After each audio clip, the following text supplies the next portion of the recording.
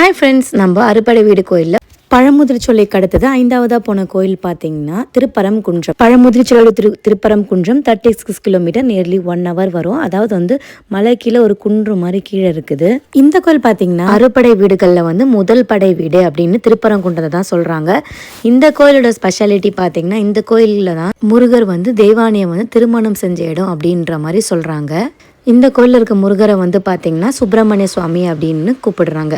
இந்த கோயிலுமே பார்த்திங்கன்னா உங்களுக்கு ஸ்பெஷல் டிக்கெட்டுமே இருந்தது. அண்ட் பார்த்திங்கன்னா ஒரு 100 to 200 அப்படி இருக்கும். நீங்கள் வாங்கிட்டு சீக்கிரமாக போயிட்டு சாமியை பக்கத்தில் இருந்து பார்த்துட்டு வர மாதிரி இருக்கும். ப்ளஸ் எல்லா கோயிலும் இருக்கிற மாதிரி ஃப்ரீ டிக்கெட்டுமே உங்களுக்கு இருந்துச்சு. பிரசாதமே கிடைக்கிது. இந்த கோயிலுக்கு போயிட்டு வரதால நமக்கு குடும்பத்தில் நம்ம ஹஸ்பண்ட் ஒய்ஃப்குள்ளே ஏதாவது பிரச்சனை இருந்தால் அது தீரும் அப்படின்ற மாதிரி சொல்கிறாங்க.